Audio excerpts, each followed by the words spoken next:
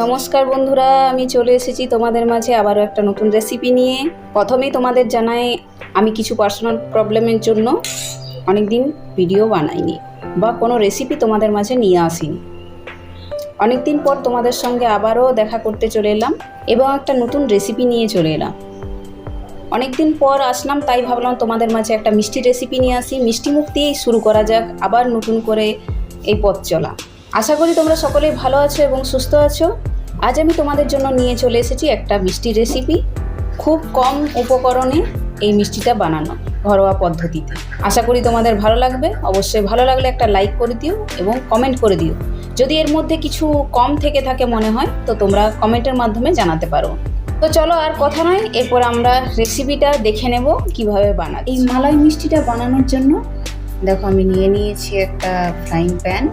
এরপর এর মধ্যে দেখো দিয়ে দেবো কিছু পরিমাণে ঘিটা গরম হয়ে গিয়েছে। এরপর এর মধ্যে দেখো দিয়ে দেবো সুজি। আমি 1 বাটি পরিমাণে সুজি নিয়েছি। এরপর হালকা হাতে আমি সুজিটা একটু নাড়িয়ে চাড়িয়ে ভেজে নেব। আমি একেবারে হালকা ফ্লেমে 3 থেকে 4 মিনিট পর্যন্ত নাড়িয়ে নিয়েছি। সুজিটার মধ্যে একটা আলাদা ভাজা গন্ধ উঠেছে, খুব সুন্দর। এই গন্ধটা উঠে এলে বা হালকা একটু লাল লাল কালার হয়ে ভাজা হয়ে এলে এরপর এর মধ্যে দেখো দিয়ে দেবো জল।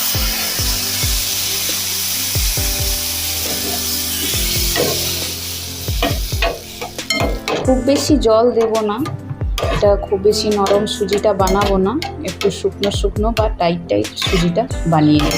সেই জন্য অবশ্যই কম কম পরিমাণে বারে বারে জল দিয়ে সুজিটা সেদ্ধ করে নেব। সুজিটা আমার প্রায় সেদ্ধই হয়ে গিয়েছে, এর মধ্যে আর জল লাগবে না এবং দেখো শুকনো শুকনো হয়ে এসেছে। এরপর এর মধ্যে দিয়ে দেবো চিনি। যে যেই রকম মিষ্টি খেতে পছন্দ করো অবশ্য সেই পরিমাণে চিনি নিয়ে নেবে। আমি এখানে 4 চামচ পরিমাণে চিনি ব্যবহার করেছি। আমি খুব একটা বেশি মিষ্টি পছন্দ করি না, সেজন্য খুব হালকা পরিমাণে মিষ্টি দিয়ে বানাবো। চিনিটা এর মধ্যে কম দেওয়ার আরও একটা কারণ, এর মধ্যে আরও একবার চিনি বা মিষ্টির পরিমাণ পড়বে, সেই জন্য আমি চিনিটা প্রথমে একটু কমই দিলাম। এরপর এর মধ্যে দিয়ে দেবো নারকেলের গুঁড়ো, যেটা বাজারে কিনতে পাওয়া যায় খুব সহজেই। চাইলেই তোমরা নারকেল কুড়ে দিতে পারো। এখানে আমি 3 চামচ পরিমাণে নারকেলের গুঁড়ো ব্যবহার করেছি। এরপর এটা আমি হালকা হাতে নেড়ে একেবারে শুকনো শুকনো আঠালো আঠালো বা টাইটভাবে বানিয়ে নেব। দেখো সুজিটা আমি একেবারে শুকনো শুকনো করে বানিয়ে নিয়েছি। এরপরে গ্যাসের ফ্লেমটা আমি বন্ধ করে দেবো। ওরা নিশ্চয়ই দেখতেই পাচ্ছ আমি কতটা শুকনো করে নিয়েছি। হাতার মধ্যে উঠে আসছে সুজির দলাটা। তো এইভাবে শুকনো শুকনো বানিয়ে নিতে হবে। এরপর সুজিটা আমি একটা ছড়ানো পাত্রের মধ্যে ঢেলে নেব, যাতে তাড়াতাড়ি ঠান্ডা হয়ে যায়।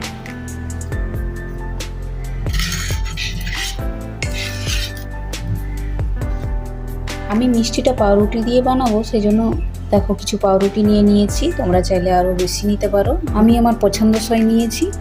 এরপর দেখো পাউরুটির সাইডটা যেহেতু শক্ত হয় সেজন্য এই সাইডটা আমি কেটে ফেলে দেবো ছুরির সাহায্যে।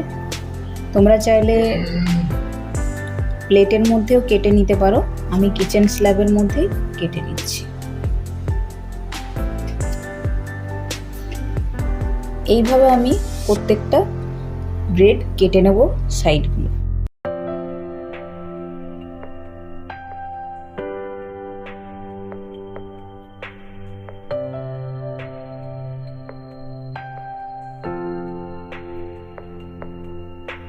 তো দেখো আমি একইভাবে সমস্ত ব্রেডগুলো সাইডগুলো কেটে নিয়েছি। তো এরপর দেখো আমি প্রত্যেকটা ব্রেড এভাবে বেলনার সাহায্যে আরও একটু চ্যাপ্টা বানিয়ে নেব। তো খুবই আস্তে আস্তে চাপ দিয়ে বেলে নিতে হবে, নয়তো ব্রেডটা নষ্ট হয়ে যেতে পারে। আমি কিচেন স্ল্যাবের মধ্যে বানিয়ে নিচ্ছি, তোমরা চাইলে অবশ্যই চাকতি বেলনা ইউজ করতে পারো। তো এইভাবে আমি প্রত্যেকটা ব্রেড চ্যাপ্টা করে নেব বা বেলে নেব এইভাবে।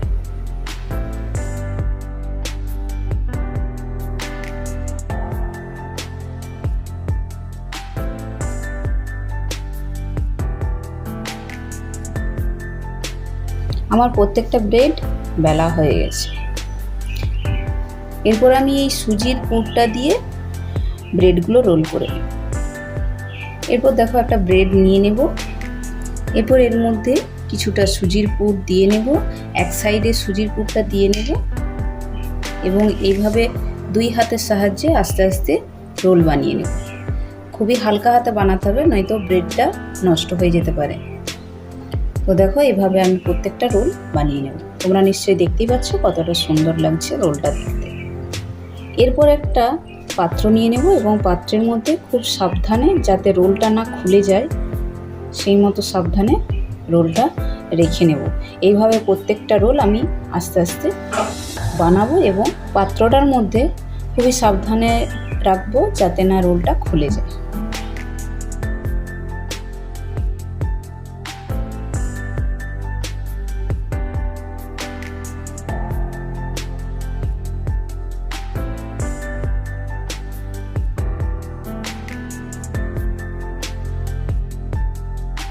আমি সব কয়টা রোল বানিয়ে নিয়েছি, তোমরাও এইভাবে বানিয়ে নাও।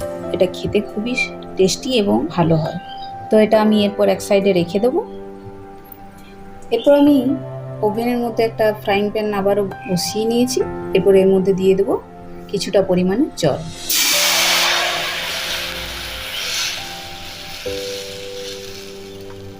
আমি এখানে জল নিয়েছি কারণ আমি লিকুইড দুধ এখানে ব্যবহার করছি না। তোমরা চাইলে অবশ্যই লিকুইড দুধ ব্যবহার করতে পারো।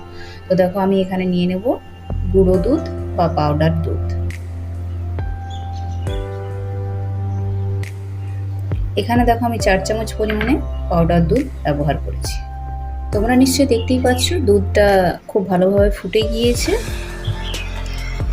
আর আমি ফোটাবো না, যেহেতু আমি পাউডার দুধ দিয়ে বানাচ্ছি সেই জন্য আমি একটু পুরোভাবেই বানিয়ে নিয়েছি, একেবারে খুব একটা জল দিইনি। লিকুইড দুধ হলে অবশ্যই একটু বেশি টাইম নিয়ে বা সময় নিয়ে ফুটিয়ে নিতে হবে, যাতে দুধটা একটু পুরু হয়। খুব বেশি পুরু না হলেও কিছুটা যেন পুরু হয়। এরপর আমি গ্যাস অফ করে দেবো। এরপর আমি এই ফুটিয়ে নেওয়া দুধটা রোলগুলোর উপর থেকে দিয়ে দেব।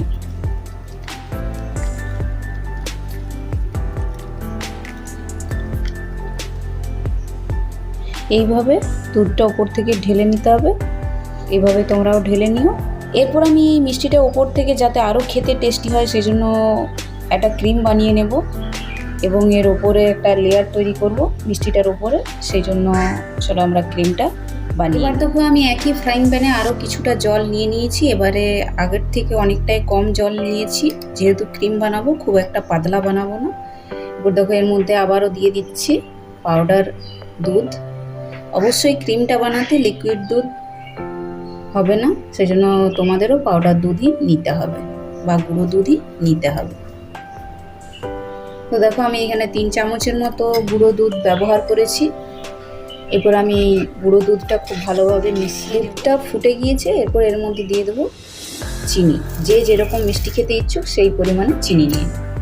এরপর এর মধ্যে দিয়ে দেবো ছোট একটা এলাচ, আমি থেতো করে নিয়েছি, চাইলে তোমরা গুঁড়ো করে দিতে পারো। এরপর খুব ভালোভাবে নাড়িয়ে নেব। দুধটা খুব ভালোভাবে ফুটে গিয়েছে। এরপর এর মধ্যে দিয়ে দেবো 1 চামচ পরিমাণে কর্নফ্লাওয়ার। অবশ্যই কর্নফ্লাওয়ারটা দেওয়ার সাথে সাথে নাড়িয়ে নিতে হবে, নয়তো দোলা হয়ে জমে যেতে পারে। খুব ভালোভাবে আমি নাড়িয়ে নেব। আমার ক্রিমটা রেডি হয়ে গেছে। এর থেকে বেশি পুরু বানাবো না। তোমরা নিশ্চয়ই বুঝতেই পারছো কতটা পুরু বা পাতলা বানানো হয়েছে।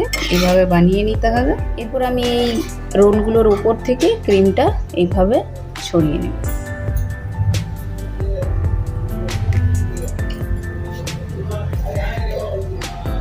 রোলটা পুরোপুরিভাবে রেডি।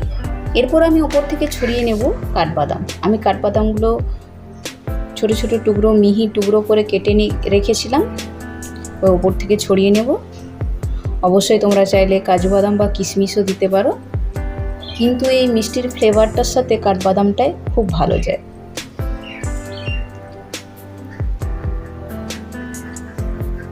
তো অবশ্যই মিষ্টিটা উপর থেকে দেখতে কেমন হয়েছে জানাবে সবাই কমেন্টের মাধ্যমে। তো এরপর চলো একটা মিষ্টি তোমাদের কেটে দেখায় কতটা নরম হয়েছে। আর অবশ্যই খেতে তো এটা টেস্টি, ভীষণ টেস্টি। আর এটা কতটা টেস্টি জানতে হলে তোমাদের অবশ্যই বাড়িতে একবার বানাতে হবে এবং খেতে হবে। ভালো লাগলে অবশ্যই আমাকে কমেন্টের মাধ্যমে জানাবে আমার বানানো মিষ্টিটা কতটা ভালো লেগেছে, বা এর মধ্যে কিছু যদি কম থেকে থাকে অবশ্যই জানাবে।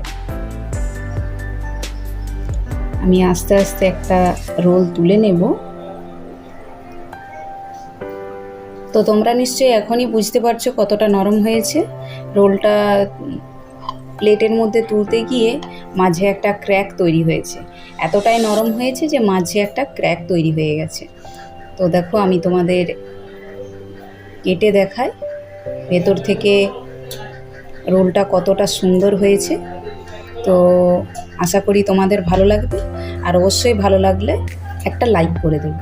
তো তোমরাও এভাবে বানাও, এবং আমার রেসিপিটা যদি তোমাদের ভালো লেগে থাকে অবশ্যই একটা লাইক করে দিয়ে আমার পাশে থেকো। নতুন বন্ধুদের বলবো অবশ্যই আমার ভিডিওটা ভালো লাগলে চ্যানেলটা সাবস্ক্রাইব করে দিও এবং একটা লাইক করে দিও। তো আজকের মতো এখানেই, সকলে ভালো থেকো, সুস্থ থেকো, দেখা হবে পরের ভিডিওতে।